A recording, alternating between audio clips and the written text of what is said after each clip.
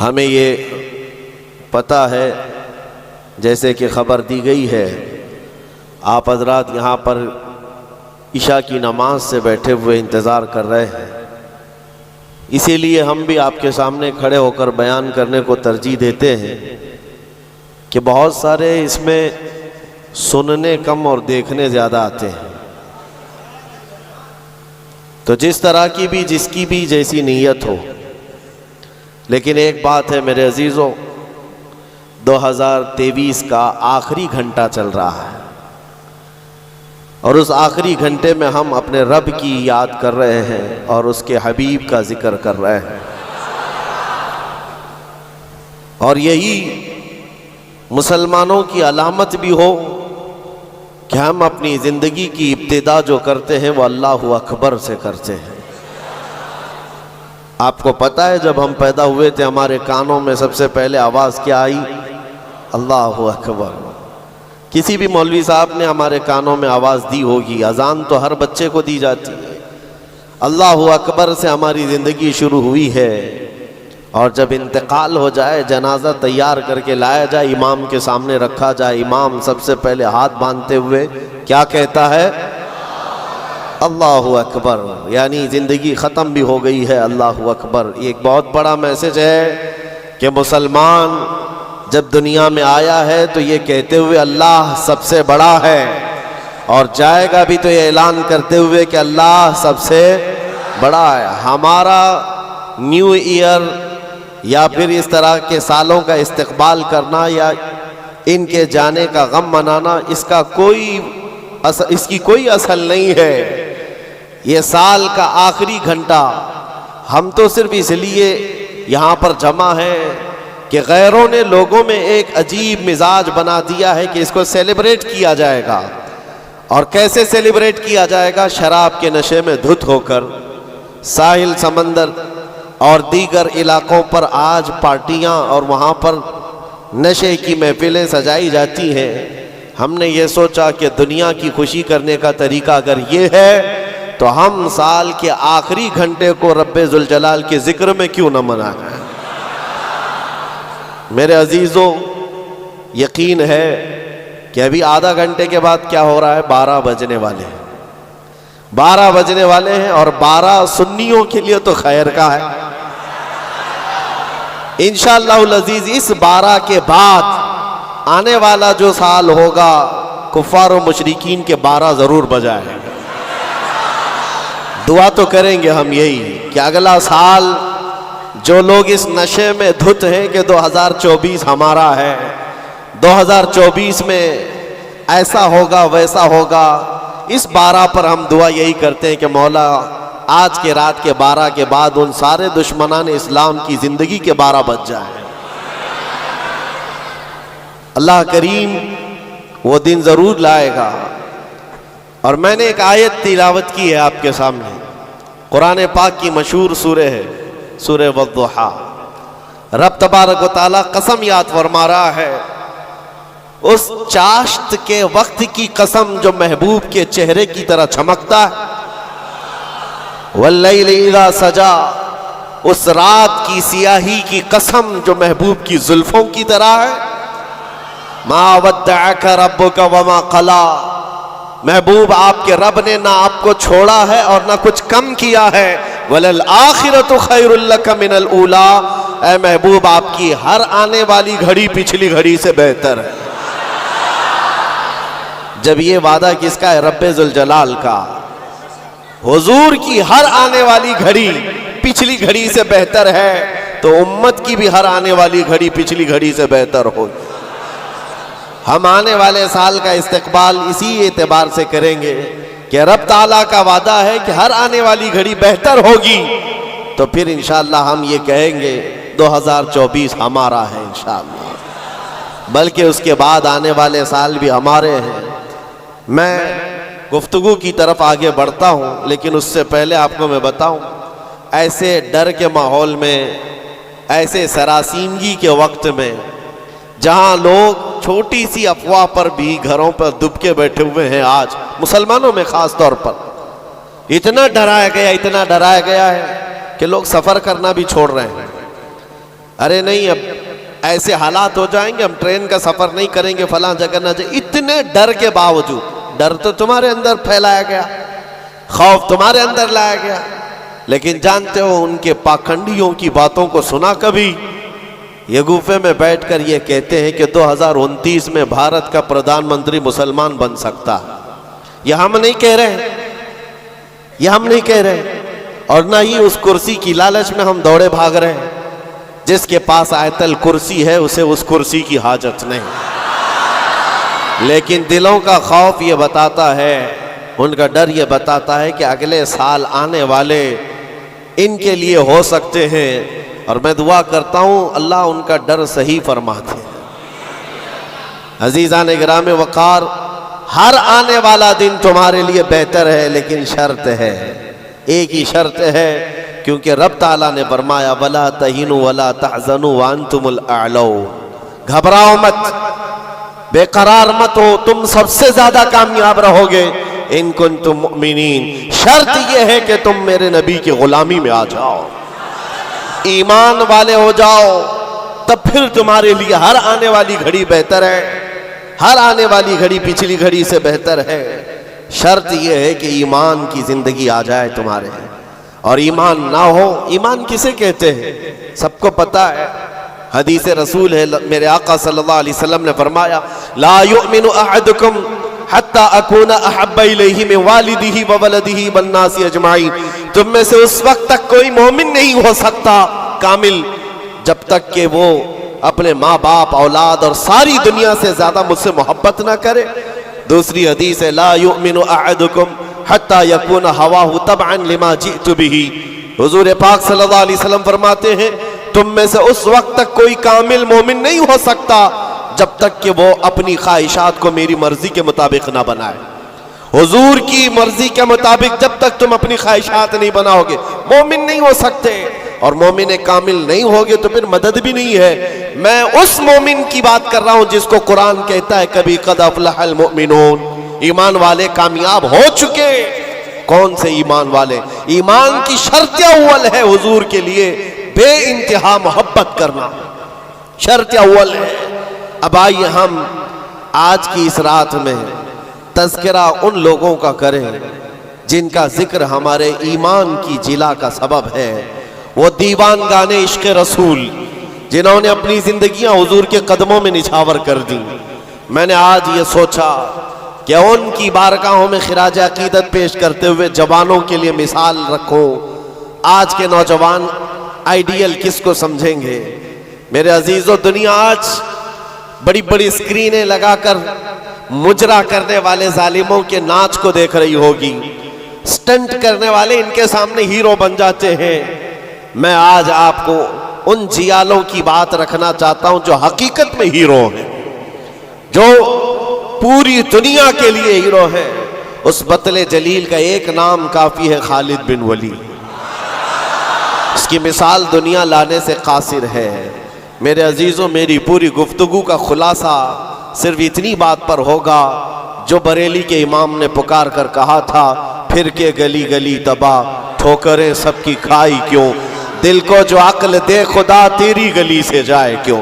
آج جو گلی گلی گھوم رہے ہیں ان تک بھی پیغام پہنچاؤ، پھر کے گلی گلی تباہ، ٹھوکریں سب کی کھائے کیوں۔ آ جاؤ اس دربار میں، اس دربار کا جو سگ بھی ہو جاتا ہے، کتا بھی ہوتا ہے، وہ اپنے وقت کا مجدد بن کر کے یہ نعرہ لگاتا ہے، یہ نعرہ لگاتا ہے، اس گلی کا گدھا ہوں میں جس میں مانگتے تاجدار پھرتے ہیں۔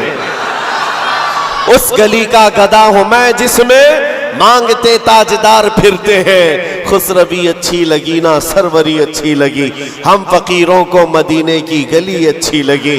حضور تاج الشریعہ بدر الطریقہ فرماتے ہیں، بلہوس سن سیم و زر کی بندگی اچھی نہیں، ان کے در کی بھیک اچھی سروری اچھی نہیں۔ جو پیا کو بھائے اختر وہ سہانا راگ ہے، یہ تاج الشریعہ فرماتے ہیں، جو پیا کو بھائے اختر وہ سہانا راگ ہے۔ کیا مطلب ہے؟ جو مصطفیٰ کو پسند آئے وہی اصل راگ ہے، وہی بات اچھی ہے۔ جو پیا کو بھائے اختر وہ سہانا راگ ہے، جس سے ناخوش ہو پیا وہ راگنی اچھی نہیں، جس سے ناخوش ہو پیا وہ راگنی اچھی نہیں۔ پیا حضور کے بارگاہ میں استعارتن کہا گیا ہے، حضور کو جو چیز ناپسند ہے وہ ہمارے لیے اچھی ہے ہی نہیں۔ یہی تو بریلی کا مزاج ہے، کہتے ہیں نا تاج الشریعہ رحمت اللہ تعالی علیہ کہ نبی سے ہو جو بیگانہ اسے دل سے جدا کر دے، پدر مادر برادر جان و مال ان پر فدا کر دے۔ یہ سارے اشعار کا لب لباب خلاصہ کیا ہے؟ اس کا خلاصہ یہی ہے جو صحابہ کا نعرہ تھا، ہونا یہ پھول تو بلبل کا ترنم بھی نہ ہو، چمن دہر میں کلیوں کا تبسم بھی نہ ہو، ہونا یہ ساقی تو میں بھی نہ ہو، خم بھی نہ ہو، بزم توحید دنیا میں نہ ہو، تم بھی نہ ہو، خیمہ افلاک کا استادہ اسی نام سے ہے، نبض ہستی تپش آمادہ اسی نام سے ہے، دشت میں دامن کوثر میں میدان میں ہے، بحر میں موج کی آغوش میں طوفان میں ہے، چین کے شہر مراکش کے بیابان میں ہے، وہی نام پوشیدہ ہر مسلمان کے ایمان میں ہے۔ اور وہ جو نہ ہو تو اور وہ جو نہ تھے تو، یہ سارے اشعار کے بعد اب آؤ میں گفتگو کو آگے بڑھاتا ہوں۔ اسی بات پر توجہ رکھنا، پھر کے گلی گلی تباہ ٹھوکریں سب کی، اگر کسی کو ٹھوکر لگی ہے تو وہ دل پر ہاتھ رکھ کر آ جائے۔ آج میں ان جیالوں کی طرف چلتا ہوں۔ یمن کا ایک قبیلہ بنو اسد ایک قبیلہ ہے جس میں رہنے والے ایک شخص ہے حارثہ، اور ان کی بیوی، چھوٹا سا ایک کنبہ، چھوٹا سا ایک خاندان، 3 بچے تھے۔ حارثہ اور ان کی بیوی اور 3 بچے، یہ یمن کا رہنے والا ایک قبیلہ ہے۔ عورت اپنے 3 بچوں کو لے کر میکے جا رہی تھی، اور بڑا بیٹا جو اس وقت عمر کا 8 سال کا تھا، زید نام تھا، قافلے پر اچانک ڈاکوؤں کا حملہ ہوا اور مال لوٹ لیا گیا، اور ساتھ ہی ڈاکوؤں نے یہ زید نامی چھوٹے سے بچے کو، 8 سال کے بچے کو بھی گرفتار کر لیا۔ ایک ماں کا کلیجہ دہل گیا کہ میرے 8 سالہ بچے کو مجھ سے چھینا گیا، باقی 2 بچے تو ساتھ تھے۔ ماں کی کیفیت ایسی تھی کہ پہاڑوں پر چڑھ جاتی، چیختی تھی، اور عربی میں جو اشعار کہتی تھی، اللہ اکبر، آج بھی موجود ہے۔ یمن کی رہنے والی یہ خاتون پہاڑوں پر جا کر پکارتی تھی کہ کوئی میرے زید کو دیکھا ہے تو مجھے بتا دے، اور جب خبر باپ کو آ کر لگی، باپ جان نچھاور کرتا تھا اپنے بیٹے زید پر۔ باپ کی ایسی کیفیت کہ کھانا چھوڑ دیا، اور مزاج میں تبدیلی ایسی آ گئی کہ لوگوں سے ملنا تک چھوڑ دیا اپنے بیٹے کی جدائی کے غم میں۔ یمن والے کہتے تھے کہ حارثہ کا بیٹا جو گم ہوا یوسف گم گشتہ ہے، یعنی ایک دوسرا یوسف ہے، جیسے حضرت یعقوب علیہ السلام کے بیٹے یوسف کی علیہ السلام کی دوری ہوئی تھی تو آپ نے غم کیا تھا، حارثہ نے اپنے بیٹے زید کی جدائی میں بہت رویا۔ اور وہ اشعار جو عربی میں لکھے جاتے تھے، یمن میں جب وہ اشعار پڑھتے تو اپنے جو دشمن ہوتے وہ بھی رو پڑتے تھے۔ باپ کی جدائی کے غم کے اشعار لوگوں کو رلاتے تھے۔ زمانہ گزر گیا، اب ڈاکوؤں نے اس زید کا کیا کیا تھا، کچھ سال اپنے پاس رکھا، اور عکاظ کے میلے میں، مکہ کے قریب ایک میلہ لگتا تھا، اور اس میلے میں لا کر زید کو غلام بنا کر بیچ دیا۔ جب بیچا تو یہ زید غلام بن کر کے کس کے حوالے آیا؟ خدیجہ بنت خویلد، ام المومنین حضرت خدیجہ رضی اللہ تعالیٰ عنہا کے گھر، حضرت حکیم بن حزام کے ذریعے سے۔ جب یہ غلام حضرت خدیجہ کے گھر آیا تو اس وقت 15-16 سال کی عمر تھی۔ پہلی نظر مصطفیٰ کریم کی پڑی تھی۔ رسول رحمت صلی اللہ تعالیٰ علیہ وسلم نے حضرت خدیجہ کے گھر اس نوجوان کو دیکھا، ادب میں کامل تھا، گفتگو کے سلیقے اچھے تھے، لوگوں سے ملاقات کے طور طریقے بتاتے، بڑا خاندانی آدمی۔ جب یہ پہلی نظر میرے مصطفیٰ کریم صلی اللہ علیہ وسلم کی پڑی تو ام المومنین خدیجہ سے کہا، میرے آقا نے اگر آپ بہتر سمجھیں تو یہ غلام میرے حوالے کر دیں۔ کیا قسمت ہے جس کو خود رسول اللہ خرید لیا۔ زید کو خرید لیا، بلکہ تحفتاً حضور کو دے دیا گیا۔ غلامی کا دور ہے. زید یہی وہ حارثہ کے بیٹے ہیں. نبی مکرم صلی اللہ تعالیٰ علیہ وسلم کے حوالے آ گئے. دن رات مصطفیٰ کریم کے ساتھ گزر رہے ہیں. تربیت بھی کسی نے سرور انبیاء نے کی. اور نوجوان کے طور طریقے ایسے. میرے عزیزو آپ کو پتہ ہے یہ وہ زید ہے جس کے بارے میں آپ کو بتاؤں. حضور پاک صلی اللہ تعالیٰ علیہ وسلم کے چند دنوں کے بعد مکہ میں مشہور ہو گئے. محمد صلی اللہ تعالیٰ علیہ وسلم کا اگر کوئی محبوب ہے تو وہ زید ہے. حضرت ابو بکر صدیق رضی اللہ تعالیٰ عنہ بھی اس بارے میں فرماتے کہ زید کو جو قرابت تھی اس پر مجھے رشک تھا حضور اکرم صلی اللہ علیہ وسلم کا. اب زمانہ بیتتا گیا. زید کے گھر چھوٹے, خاندان چھوٹا, ماں چھوٹی, باپ چھوٹے. غلامی کا دور چل رہا ہے. ایک بار حج کے لیے ایک قبیلہ یمن سے آیا ہوا تھا اور یمن والے حج کرنے کے بعد وہ اشعار سنا رہے تھے جو حارثہ زید کے باپ نے لکھے تھے اشعار, اور رلا رہے تھے. وہاں جب یہ قبیلہ یمن کے وہ اشعار پڑھ کر کے سنا رہا تھا, یہی زید وہاں سے گزر رہے تھے. یمن والوں نے دیکھا, پہلی نظر میں پہچان لیا یہ وہ زید ہے جس کا باپ پورے یمن کو رلاتا ہے اس کی جدائی میں. یہ مکہ حرم کعبہ کے پاس کیا کر رہا ہے؟ لوگوں سے پوچھا کون ہے.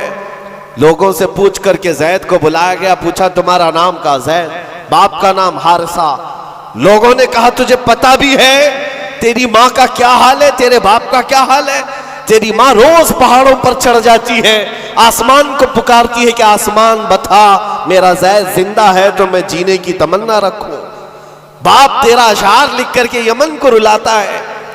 زید نے کہا کہ ہو سکتا ہے, لیکن جاؤ اگر میرے ماں باپ اس غم میں روتے ہیں تو ان کو میرا سلام کہنا, اور یوں کہنا کہ انہیں گم گشتہ اونٹ کی طرح مجھے تلاش نہ کرے, اس لیے کہ ان کا زید ان کی گود سے کئی بہتر گود میں ہے. یمن والوں کو یہ جواب دے کر بھیج دیا. گم شدہ کوئی بچہ اپنے ماں باپ کی خبر پالے تو کیا ہونا چاہیے, لیکن یہاں کیفیت بدلی ہوئی ہے. یہاں کیفیت بدلی ہوئی ہے. حضور پاک صلی اللہ تعالیٰ علیہ وسلم کی اس غلامی میں دن رات گزرتے رہے, شب و روز گزرتے رہے. میرے عزیزو, جس کو ہو درد کا مزہ نازے دوا اٹھائے. آپ کو میں بتاؤں, یہ قبیلہ یمن کا گیا اور جا کر کے زید کے ماں باپ سے کہا, حارثہ اور ان کی ماں سے کہا تمہارا گمشدہ بچہ مل گیا, حرم کعبہ میں ہم نے اس کو دیکھا ہے اور سنا ہے محمد نامی عرب کے ایک مشہور شخص کی غلامی میں ہے, اور ان کی سخاوت بھی, دریا دلی بھی, رحم دلی بھی مشہور ہے. ماں اور باپ نے خبر پاتے ہی مہینوں کا سفر دنوں میں طے کر لیا. دوڑتے بھاگتے مکہ پہنچائے, اور جیسے پہنچے پوچھا کہاں رہتے ہیں؟ محمد صلی اللہ علیہ وسلم. حضور پاک صلی اللہ علیہ وسلم حرم کعبہ کے پاس ہی ان کو مل گئے. ماں اتنا روئی, باپ اتنا روئے. حضور پاک صلی اللہ علیہ وسلم کو ان پر ترس آ گیا. پوچھا کیا بات ہے؟ کہا ہمارا بچہ گم ہوا تھا, سالوں بیت گئے, اب تک ہم نے کھانے کا مزہ نہیں چکھا, اور ہم سب کی زندگی ایسی ویران سی لگتی ہے کہ اس کے بغیر زندگی میں اندھیرا ہے. پوچھا حضور نے کون ہے تمہارا بچہ؟ کہا اس کا نام زید ہے اور سنا ہے وہ آپ کی غلامی میں. حضور پاک صلی اللہ علیہ وسلم نے فرمایا زید تم ماں باپ ہو زید کے؟ کہا ہاں, اگر آپ مناسب فرما سمجھے تو ہمیں ہمارا زید لوٹا دیں. آپ اللہ کی طرف سے سنا گیا ہے بڑا رحم دل رکھتے ہیں, ہمارے لیے اپنا زید لوٹا دیں. حضور پاک صلی اللہ علیہ وسلم نے کہا میں کسی کے باپ اور کسی کی ماں سے اس کے بچے کو الگ نہیں کرنا چاہتا, لیکن پھر بھی یہ فیصلہ میں زید کے اوپر چھوڑتا ہوں. وہ چاہے تو مجھ سے آزادی لے لے, بغیر کسی رقم کے, بغیر کسی فدیے کے غلامی سے آزاد کرتا ہوں اور تم اسے لے جاؤ, اور اگر نہیں تو پھر اس کی مرضی جو ہو اس پر عمل کیا جائے. پھر ماں باپ کو لا کر کے زید کے سامنے کھڑا کیا جانا تھا. مورخین نے جو تاریخ لکھی ہے پڑھتے ہیں تو آنکھیں آپ دیدہ ہو جاتی ہیں. میرے عزیزو, رسول پاک صلی اللہ علیہ وسلم اپنے گھر یہ دونوں ماں باپ کو جو بچھڑے ہوئے بچے کی جدائی میں روتے ہوئے آئے تھے, چچا بھی ساتھ تھا, حضور اپنے گھر لے آئے. اور اس کے بعد زید اپنے کاموں میں مصروف تھے, بلایا زید ادھر آ جاؤ. آئے زید, जैसी पहली नजर पड़ी बाप पर, माँ पर, क्या कैफियत होनी चाहिए। बरसों का बिछड़ा हुआ बच्चा है, बरसों से दूर रहने वाला माँ बाप की मोहब्बत में ये जुदाई के गम बर्दाश्त करने वाला, एक नजर उठाई फिर नजर झुका ली और सरवरे कायनात की तरफ देखने लगे। मेरे आका ने पूछा, ज़ैद तुम जानते हो इनको? कहा हाँ या रसूल अल्लाह, ये मेरे बाप हैं, ये मेरे चाचा हैं, ये मेरी माँ है। हुजूर ने पूछा, ज़ैद तो फिर मिलते क्यों नहीं? बरसों के बिछड़े हुए हो, फिर उनके पास जाते क्यों नहीं? ज़ैद ने कहा, या रसूल अल्लाह, आपके चेहरे को देखने के बाद फिर किसी के चेहरे की तरफ हम नजर नहीं उठाते। तेरे कदमों में जो है गैर का मुंह क्या देखे, कौन नजरों में जचे देख के तलवा तेरा। रसूल पाक सल्लल्लाहु अलैहि वसल्लम ने फरमाया, जाओ ज़ैद मिल लो, माँ से मिल लो, बाप से मिल लो।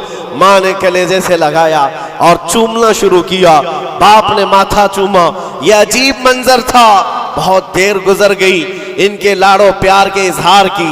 उसके बाद रसूल रहमत सल्लल्लाहु अलैहि वसल्लम ने फरमाया, ज़ैद तुम्हारे साथ ये हादसा हुआ था, इतने सालों तुम अपने माँ बाप से अलग रहे, अब फैसला तुम्हारी मर्जी पर है, तुम जहां जाना चाहते हो जा सकते हो। यमन अपने कबीले जाओ, अपने खानदान, अपनी माँ और अपने बाप, अपने भाइयों के पास जाओ। हजरत ज़ैद उस वक्त खड़े होकर कहते हैं, मक्का वाले ये मंजर देखने के लिए हुजूर के घर के अतराफ जमा हो चुके हैं, बहुत सारे जमा हैं।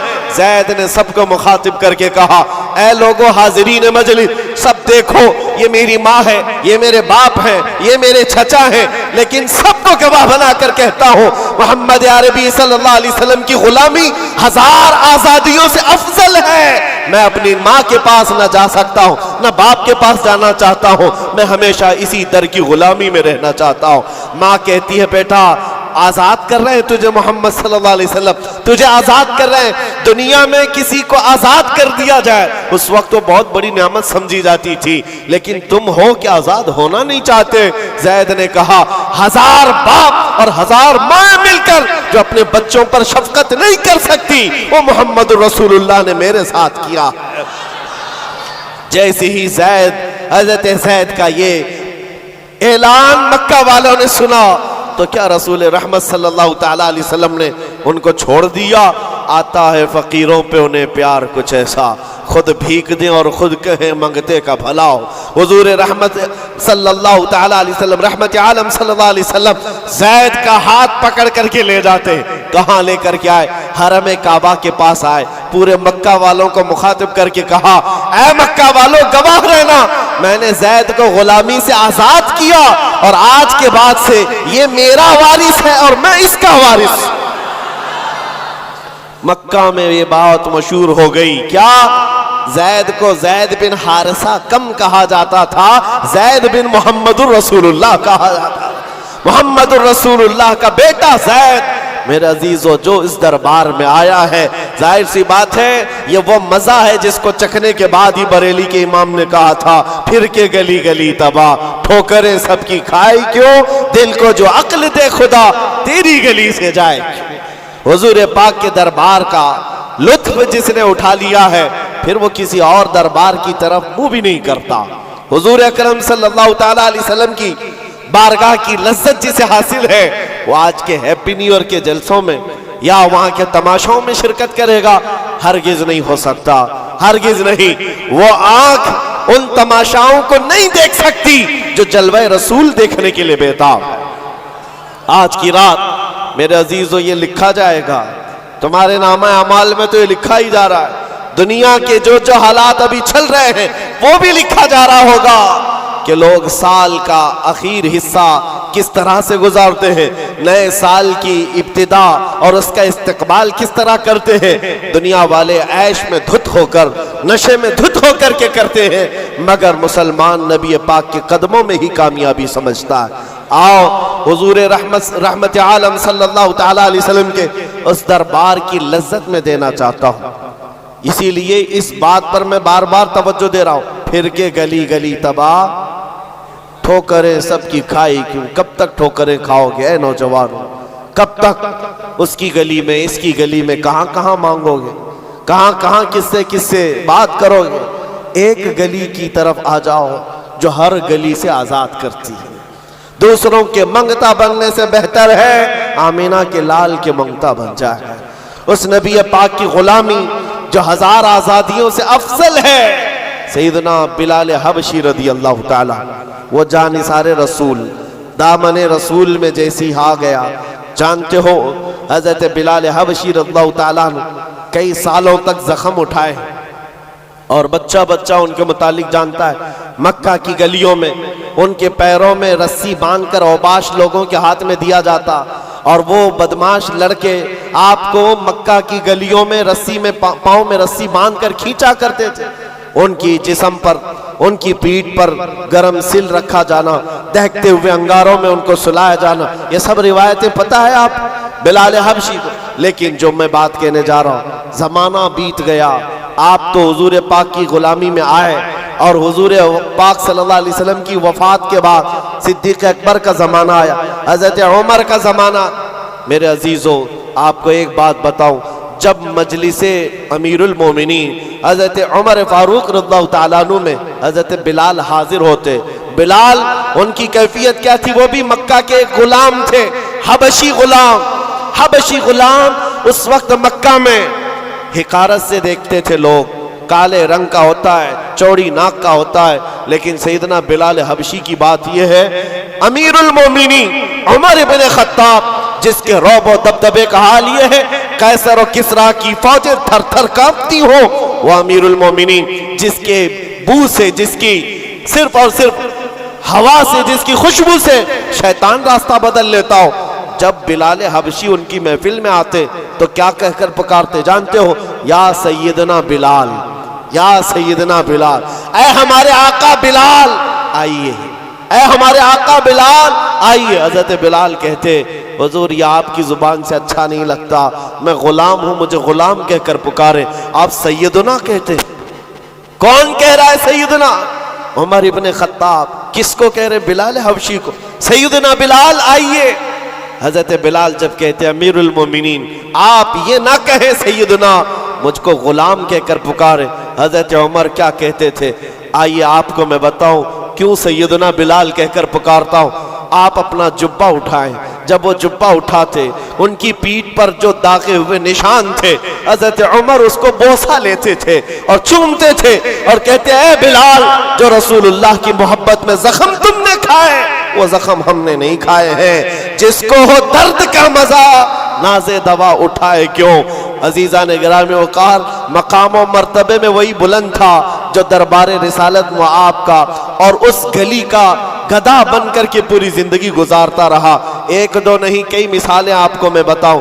ایک صحابی ہیں مصعب بن عمیر، یہ رسول پاک صلی اللہ تعالیٰ علیہ وسلم کے ایمبیسیڈر کہلاتے تھے، ترجمان رسول تھے، سفیر رسول تھے۔ ان کی کیفیت کیا ہے؟ اللہ اکبر۔ تاریخ میں لکھا ہے یہ 27 سال کے کڑیل جوان اور مکہ میں ایسے لباس پہنتے تھے کہ ریشم کا لباس، ان کا لباس مشہور تھا، اور مکہ کی گلیوں میں جب گھومتے تھے ان کا عطر جو لگاتے پوری گلیوں میں خوشبو آتی۔ مہنگا لباس پہنتے، مہنگا عطر استعمال کرتے۔ دامن مصطفیٰ سے جب وابستہ ہوئے، یہ مصعب بن عمیر، ان کی ماں بھی کافرہ ہے، باپ بھی کافر ہے اور سخت ترین دشمنان رسول ہیں۔ شروع میں آپ نے اپنا اسلام چھپائے رکھا۔ چند دنوں کے بعد ایک دن عثمان بن طلحہ نے دیکھ لیا جو کلیر بردار کعبہ تھے، جا کر ان کی ماں سے کہا تو کیا گھر پر بیٹھی رہتی ہے؟ تیرا بیٹا تو محمد کے دین کو اختیار کر چکا ہے۔ ماں کو اتنا برا لگا یہ جملہ۔ جب مصعب بن عمیر آئے تو ان سے پوچھا کہ کیا تم نے محمد عربی کا دین قبول کر لیا ہے؟ آپ نے برجستہ کہا ہاں، اس رسول پاک صلی اللہ علیہ وسلم کے دین میں داخل ہوا جو بندوں کی عبادت سے نکال کر خالق کی عبادت کی طرف لے جاتا ہے۔ آپ کا یہ جملہ ماں باپ کو شاک گزرا، مارنا شروع کیا، اتنا مارا زخمی کر دیا۔ اس کے بعد مصعب بن عمیر گھر سے نکلے، روز مار کھاتے تھے، روز اپنی ماں سے بھی اور اپنے باپ سے بھی کوڑے بھی کھاتے تھے۔ دربار رسول میں جب آتے تو زخمی حالت میں آتے، کپڑے بھی ان کے زخموں سے پھٹے ہوئے ہوتے۔ حضور پاک صلی اللہ علیہ وسلم نے فرمایا مصعب تم یہاں سے حبشہ چلے جاؤ، حبشہ ہجرت کر کے چلے جاؤ، ماں باپ وطن سب چھوڑ کر حبشہ کی طرف چلے گئے، چند مہینے وہاں رکے، واپس آئے، پھر دوبارہ حبشہ کی ہجرت کیا۔ نبی کریم صلی اللہ تعالیٰ علیہ وسلم کا یہ جانثار ہجرت پر ہجرت کرتا رہا۔ ایک وقت ایسا آیا تھا کہ نبی پاک صلی اللہ تعالیٰ علیہ وسلم نے مدینے ہجرت کرنے سے پہلے اپنا سفیر بنا کر کسی کو بھیجا تھا، تو مصعب بن عمیر تھے۔ مدینے آئے تھے، گلی گلی میں جاتے تھے، گھر گھر کو کھٹکھٹاتے تھے۔ ایک سال کے اندر 73 صحابہ کو مدینے کے وہ حضور کے پاک کی بارگاہ میں لا کر غلام بنا دیا تھا۔ نبی پاک صلی اللہ تعالیٰ علیہ وسلم کے دربار کے ایسے غلام بنائے، عام لوگ نہیں ہیں۔ سعد بن عبادہ، سعد بن معاذ، یہ انصار قبیلوں کے سرداروں کو اسلام پہنچانے والا وہ کڑیل جوان۔ میں بات کس لیے کر رہا ہوں، سنو ذرا، زندگی تھوڑی سی مجھے بتانی ضروری ہے۔ وہ مصعب بن عمیر جو ریشم کا لباس پہنتا، جو مہنگے عود اور عطر استعمال کرتا، دامن مصطفیٰ میں آیا ہے، ہجرت پر ہجرت ہے، وطن چھوٹا ہے، کبھی حبشہ کے چکر، کبھی افریقہ کے چکر، اور اس کے بعد کبھی یثرب، یہاں پر آپ آ کر آباد ہوتے رہے۔ جب رسول پاک صلی اللہ تعالیٰ علیہ وسلم مدینے تشریف لائے تھے، اللہ اکبر، استقبال کرنے والوں میں سب سے آگے بڑھ کر مدینے والوں کو جو بتایا تھا، کون تھا جانتے ہو آپ؟ حضور جب تشریف لا رہے تھے، مدینے آ رہے تھے، حضرت ابوبکر صدیق اپنا کرتا اٹھا کر کے لوگوں کے یعنی ہلا ہلا کر جھنڈا بنا کر بتا رہے تھے، حضور پاک صلی اللہ تعالیٰ علیہ وسلم یہ میرے آقا ہیں۔ مصعب بن عمیر نے مدینے والوں کو دور سے دیکھ کر کے بتایا تھا کہ جو کپڑا ہلا رہا ہے وہ رسول اللہ کا غلام خاص ہے، اور جو چمکدار چہرہ مدینے میں طلوع ہو رہا ہے وہ محمد رسول اللہ کا ہے۔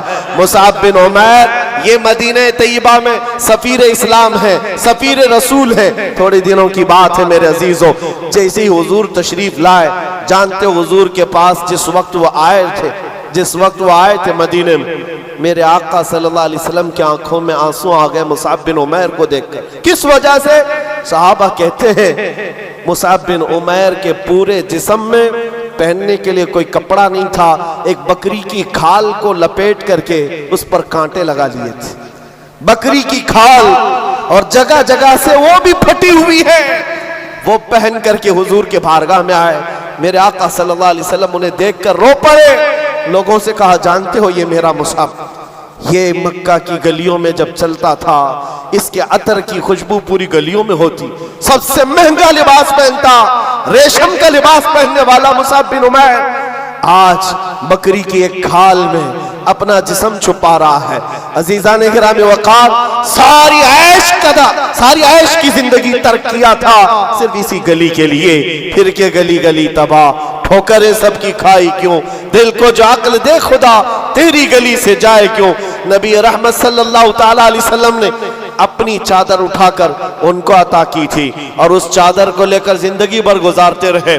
جب جنگ احد کا موقع آیا، بدر میں شریک رہے، احد میں آئے، سنو اس مصعب بن عمیر کی زندگی بتا رہا ہوں۔ نوجوانوں تمہیں ایسا لگتا ہے زندگی کی عیش یہی اصل ہے، تم آج اگر ایک وقت کا کھانا نہیں ملتا تو چھڑ جاتے ہو، تمہاری پسند کے کپڑے نہیں ملتے، گھر چھوڑ کر بھاگ جاتے ہیں۔ کچھ لڑکیاں تو آج یہ کہتی ہے میرا باپ مجھے کیا دلاتا ہے، یہ آج 6 مہینے کا جو اس کا فرینڈ بنا ہے یہ اس کو اچھے خاصے کپڑے دلا رہا ہے، یہ سب تو آج معیار بنا ہوا ہے جینے کا۔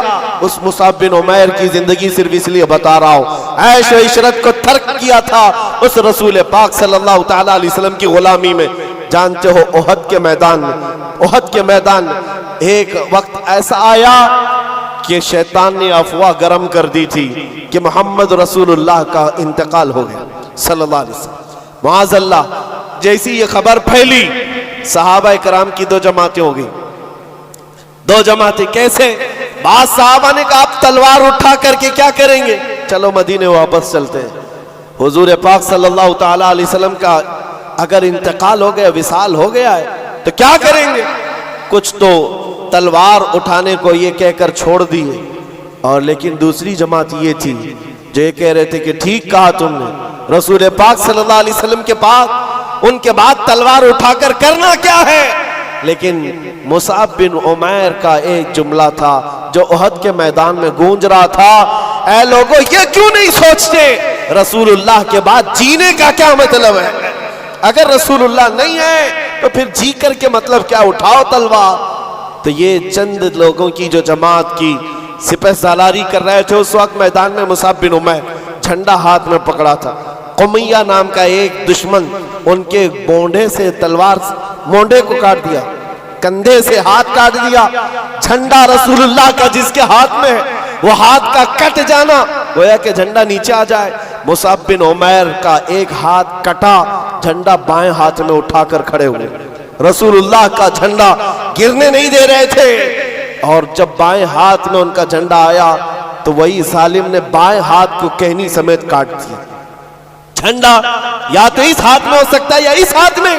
تاریخ اسلام کی سچے اور آگ کی وہاں سرگردانی کرو تو پتا چلے مصعب بن عمیر نے کٹے ہوئے بازوؤں سے اس پرچم کو پکڑا تھا، سینے میں دبا کر، اپنی ٹھوڑی کے نیچے دبا کر حضور کے پرچم کو نیچے نہیں آنے دینا چاہتے۔ جس کے ادھر کا بازو کٹ گیا ہو، ادھر کا ہاتھ کٹ گیا ہو، کٹے ہوئے ہاتھوں سے۔ اور اسی احد کے میدان میں ظالموں نے جب دیکھا کہ یہ جھنڈا نیچے آنے نہیں دیتا، سینے پر بہت تیز بھالا مارا، نیزہ مارا۔ اس وقت آپ نے پکار کر کہا احد کے میدان میں، یہ نہیں کہ لوگوں میرا ہاتھ کٹ گیا، لوگوں میرا بازو کٹ گیا، لوگوں میرے سینے پر دشمنوں نے نیزہ مارا، نہیں، احد کے میدان میں مصعب بن عمیر پکار رہے تھے، میرا کوئی ساتھی قریب ہے تو آ جائے، مجھے نہ سنبھالے رسول اللہ کا جھنڈا سنبھال لے، میں اسے آخری سانس تک نیچے آنے نہیں دینا چاہتا۔ حضور پاک صلی اللہ تعالیٰ علیہ وسلم کے پرچم کو نیچے آنے نہیں دینا چاہتے۔ ان کے بھائی تھے، انہوں نے اٹھا لیا۔ حضرت مصعب بن عمیر احد کے میدان میں شہید ہو گئے۔ جانتے ہو رسول پاک صلی اللہ علیہ وسلم ساری لاشوں کو جب جمع کر رہے تھے، مصعب بن عمیر کے پاس آئے اور پھر کہا، اے مصعب بن عمیر، وہ سفیر اسلام ہے، رسول اللہ کا ترجمان ہے، من المؤمنین رجال صدقوا ما عاہدوا اللہ علیہ، مومنین میں سے کچھ لوگ وہ ہیں جنہوں نے اللہ سے کیا ہوا وعدہ پورا کر دیا ہے۔ اور اس کے بعد ان کے دفن کا طریقہ بھی ہے۔ اللہ اکبر۔ رسول پاک صلی اللہ علیہ وسلم نے فرمایا ان کو دفن کرو، ان کو دفن کرو۔ جب ان کو دفن کرنے کی بات آئی تو آپ کا جسم چھپانے کے لیے صحابہ کوشش کرتے رہے۔ جب ان کا سر چھپایا جاتا تو نیچے سے کھل جاتا، اور جب نیچے کا حصہ چھپاتے تو سر کا حصہ کھل جاتا۔ کپڑا اتنا نہیں تھا آپ کے پاس، کپڑا اتنا نہیں تھا۔ نبی پاک صلی اللہ تعالیٰ علیہ وسلم کے پاس صحابہ نے کہا اتنا ہی کپڑا مصعب کے پاس رہ گیا۔ حضور پاک صلی اللہ علیہ وسلم نے فرمایا مصعب کے پاس ایک چھوٹا ٹکڑا ہے، وہ دنیا سے ایک چھوٹا ٹکڑا لیے جا رہا ہے اور ساتھ میں رسول اللہ کو لیے جا رہا ہے، محمد الرسول اللہ کو ساتھ لیے جا رہا ہے۔ اذخر گھاس ان کے قدموں پر رکھ کر دفن کیا گیا۔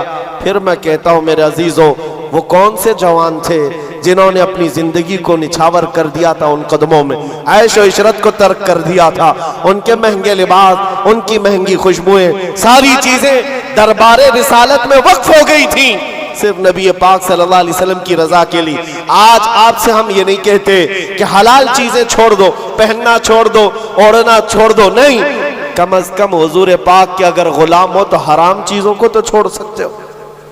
لباس اچھا پہنو، خوشبو استعمال کرو، اس کی ممانعت نہیں ہے، لیکن اے نوجوانوں، اگر حضور کی غلامی کا دعویٰ کرتے ہو تو ہم چاہتے ہیں تمہارے کان پھر یہ گندے نغمے کیوں سنتے ہیں؟ یہ گالیاں تمہاری زبانوں سے نکلتی کیسے ہیں؟ یہ تم آوارہ گردی میں اپنی آنکھیں بہکاتے کیسے ہو؟ تمہارے یہ جسم کا ہر عضو گناہوں کی غمازی کیوں کر رہا ہے؟ نبی رحمت صلی اللہ علیہ وسلم کے غلام ہو تو پھر آؤ میرے عزیزوں، اس دربار کی غلامی کی لذت جسے مل جائے۔ اللہ اکبر۔ میں سچ کہتا ہوں، اقبال نے ایک جملہ کہا تھا، اقبال کے اشعار بہت معنی خیز ہے۔ کہا تھا کہ یہ غازی، یہ تیرے پر اسرار بندے جنہیں تو نے بخشا ہے ذوق خدائی، دو نیم ان کی ٹھوکر میں دریا و صحرا، سمٹ کر پہاڑ ان کی ہیبت سے رائی۔ اور پھر اقبال جو کہتا ہے، دو عالم سے کرتی ہے بیگانہ دل کو، عجب چیز ہے لذت آشنائی۔ دو عالم سے کرتی ہے بیگانہ دل کو، अजब चीज है लज्जत आशनाई, जिसको हुजूर पाक की आशनाई की लज्जत मिली है पूरी दुनिया से उसे बेखबर कर देती। मैं अब साल की इब्तिदा हो गई, उन जानिसारों की बात मैं कर रहा हूं जिन्होंने रसूल पाक सल्लल्लाहु अलैहि वसल्लम की गुलामी की लज्जत महसूस की है। उहद के मैदान में जाने से पहले दो गहरे यार, बहुत गहरे दोस्त क्या दुआ कर रहे हैं बताऊं आप? साद इब्न अबी वक्कास, अब्दुल्ला बिन जहश, ये दो नाम याद रखना है नौजवानों, जिनको कहते हैं ना जिगरी यार, उठना बैठना साथ में, खाना पीना साथ में, रात को चलना फिरना साथ में, कहीं कुछ मशवरे करना हो साथ में। साद इब्न अबी वक्कास और अब्दुल्ला बिन जहश, इन दोनों की दोस्ती बड़ी मशहूर थी, बहुत मशहूर थी। लेकिन उहद के मैदान में जाने से पहले अल्लाहु अकबर दुआ क्या कर रहे हैं सुनो। दोनों आए, मुसल्ला बिछाए, रात का वक्त है। साद इब्न अबी वक्कास कहते हैं मेरे भाई अब्दुल्ला मैं दुआ करूंगा तुम आमीन कहना। अब्दुल्ला बिन जहश कहते ठीक है मैं भी दुआ करूंगा तुम आमीन कहना। दोनों मुसल्ला बिछाकर बैठे, दुआ क्या कर रहे हैं? साद बिन अबी वक्कास ने पहले हाथ उठाया और कहा ऐ अल्लाह, कल उहद के मैदान में जब हम उतरेंगे तेरे रसूल पाक सल्लल्लाहु ताला अलैहि वसल्लम की हिमायत के लिए, हम अपनी जानें कुर्बान करने के लिए मैदान में आएंगे। मौला मेरा मुकाबला किसी ऐसे सख्त दुश्मन के साथ करा जो सबसे बड़ा पहलवान हो, सबसे बड़ा पहलवान हो। तमन्ना तो देखो हुजूर के गुलाम की कैसी, तमन्ना कैसी। कल जो सबसे बड़ा दुश्मन होगा उससे मेरा मुकाबला करा दे मौला। फिर क्या करेगा? साद इब्न अबी वक्कास कहते हैं मौला जब वो तेरे हबीब का दुश्मन सामने आए, कभी मैं उसको दाएं से मारूं, कभी बाएं से मारूं, कभी आगे से मारूं, कभी पीछे से मारूं, और उसको गिराकर उसके नेज़े पर झंडा गाड़ कर कहो लब्बैक या रसूल अल्लाह, रसूल पाक की सर बुलंदी का ऐलान करूं। ये दुआ तो देखे, दुआएं कैसी कैसी हैं। उलमाओं की तमन्ना ये नहीं है हालात कुछ हो गए तो मैं छुप करके कहीं पनाह ले लूंगा। जंग के हालात मेरे अजीजों क्रिकेट का मैदान नहीं है, सर हथेली में लिए जाने का मंजर होता है, जान लेकर जाते हैं। लेकिन तमन्ना भी क्या है, छोटे सिपाही से लड़ने का नहीं है, छुटपुट वारदातें नहीं है। साद इब्न अबी वक्कास कहते हैं सबसे बड़ा पहलवान जो होगा मेरा उससे मुकाबला हो जाए। दुआ करके उनके दोस्त, जिगरी दोस्त हैं अब्दुल्ला बिन जहश, आमीन कह रहे, आमीन कह रहे। अब सुनो, जब इनकी दुआ खत्म हो गई अब्दुल्ला बिन जहश कहते ऐ साद अब मैं दुआ करता हूं तुम आमीन कहो। अल्लाह अल्लाह, दुआएं कैसी, जाने साराने रसूल। अब्दुल्ला बिन जहश हाथ उठाते और कहते हैं बारगाह रब्बुल इज्जत में मौला करीम जब कल की सुबह तेरे रसूल के साथ हम मैदान में जाएं, ऐ रब्बे जुल जलाल इस्लाम की सरबुलंदी के लिए, तेरे नबी के नामूस की हिफाजत के लिए लड़ने के लिए जब मैं मैदान में आऊं तो क्या हो मौला दुश्मनों से मेरा मुकाबला हो जाए और दुश्मनों की सफों में मैं घिर जाऊं। कभी दुश्मन मुझे सामने से मारे, कभी पीछे से मारे, कभी दाएं से मारे, कभी बाएं से मारे और मुझे मार मार कर टुकड़े करे और फिर मेरे हर टुकड़े से आवाज आए तेरा रसूल सर बुलंद है, इस्लाम सर बुलंद है। दुआ इनकी ये है। साद इब्न अबी वक्कास आमीन कह रहे हैं। एक बड़े दुश्मन से मुकाबला करने की दुआ कर रहा है और दूसरा मोहब्बत मुस्तफा में जख्म खा खा कर मरने की दुआ कर रहा है। सुबह हुई, उहद के मैदान में जब पहुंचे अजीजान गिरामी वक़ार, बात ऐसी थी साद इब्न अबी वक्कास सब में सबसे पहले आगे आए थे। उस वक्त दुश्मनों में से जो उस वक्त सबसे बड़ा पहलवान था साद इब्न अबी वक्कास के सामने आया, जिसको कहा जाता था 1000 इंसानों की ताकत रखता है। साद इब्न अबी वक्कास उसको देखते ही कहते हैं तू नहीं आया, मेरे रब ने भेजा है, इसलिए कि रात को मैंने दुआ की थी जो तुम्हारा सबसे बड़ा पहलवान होगा मैं उससे मुकाबला करूंगा। साद इब्न अबी वक्कास ने दुआ की थी, मौला ने सामना करा दिया। अब शुरू हो गए तीर चलना और नेज़े चलना। साद इब्न अबी वक्कास के तीर ऐसे तीर थे, कभी सामने से जाते, कभी दाएं से, कभी बाएं से, बिजलियों की तरह आवाज करते, उस दुश्मन के सीने में पैवस्त होते। जानते हो ये साद इब्न अबी वक्कास कौन है? तीर चलाते थे तो पीछे से रसूलुल्लाह आवाज देते थे बी अबी अंत व उम्मी इरमी या साद, ऐ साद तेरे तीर चला, तुझ पर मेरे माँ बाप कुर्बान। तन्हा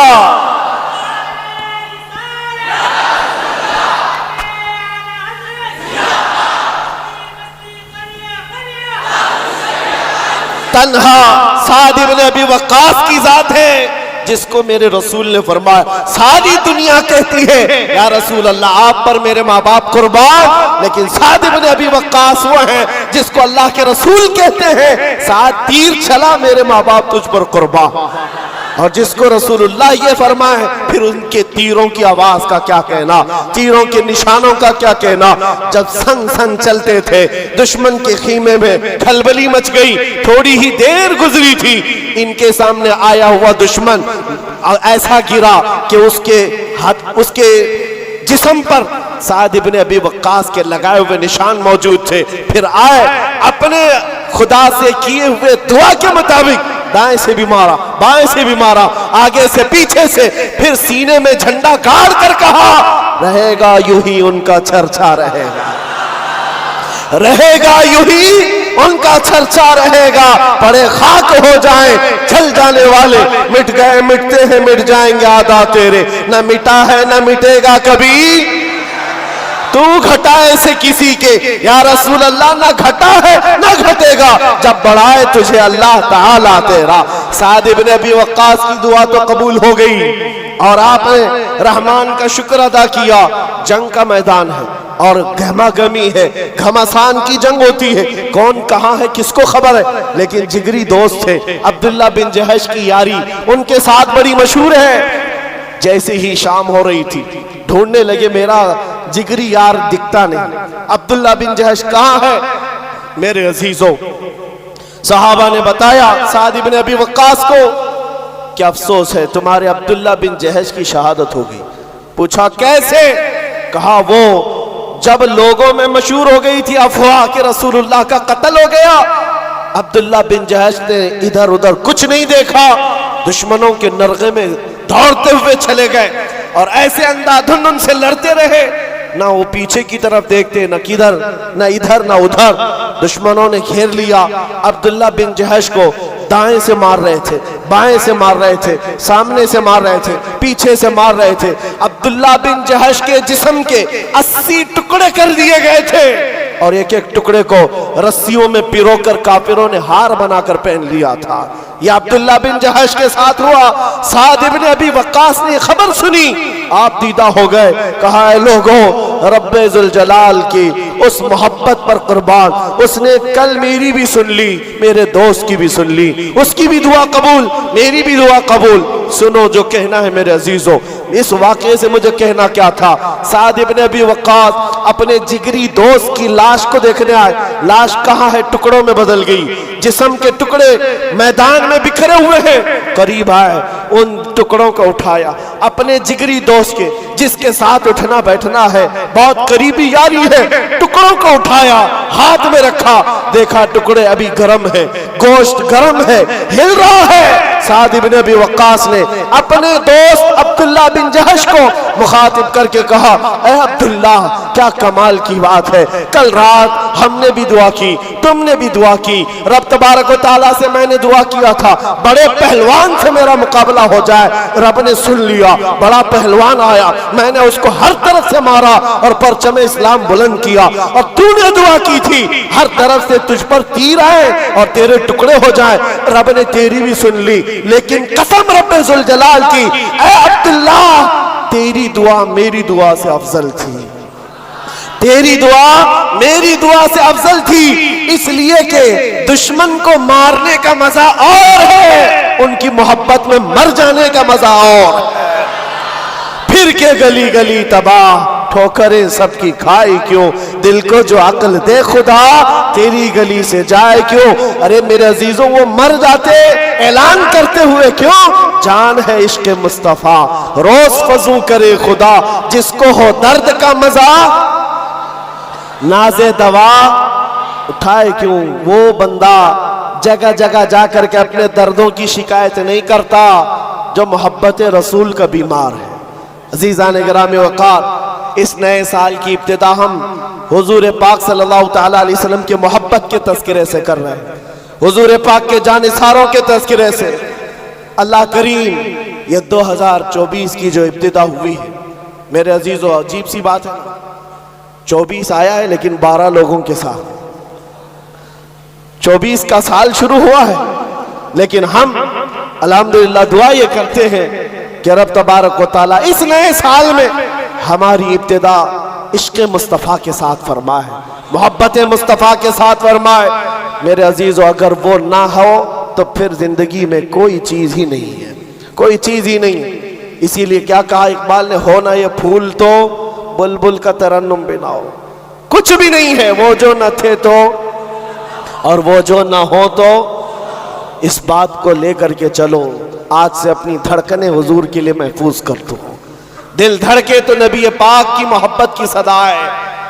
یہ لیلا مجنو کے قصے بہت ہو گئے، آج کے دور میں جوان ابھی انگڑائیاں کیا لیتی ہے اس کی جوانی، یہ سوچتا ہے سب سے پہلے کسی لڑکی کو قابو کر لینا چاہیے، بہت بڑا کام ہے۔ ممبئی کے نوجوانوں کو یہ کس نے بتا دیا؟ میرے عزیزو، یہ تو چھچوروں کا کام ہے، بہادروں کا کام نہیں۔ بہادروں کو قائل کرنے کے لیے عورت ہے، عورت تو کسی کو بھی مل جائے گی، جو تمہارے مقدر میں وہ مل جائے گی، آپ کے کام نہیں ہے۔ آپ کو میں بتاؤں، حضور پاک کے ایک اور جانثار ہے، انس بن نزیر، اپنی بیوی سے کمال کی محبت کرتے تھے۔ عشق ایسا نہیں ہے کہ صرف تم ہی کرتے ہو، اس زمانے میں بھی عشق ہوا ہے۔ لیلا اور مجنو کے قصے یہاں ہندوستان کی گلیوں سے نہیں آئے، یہ بھی مشہور عاشق تھے۔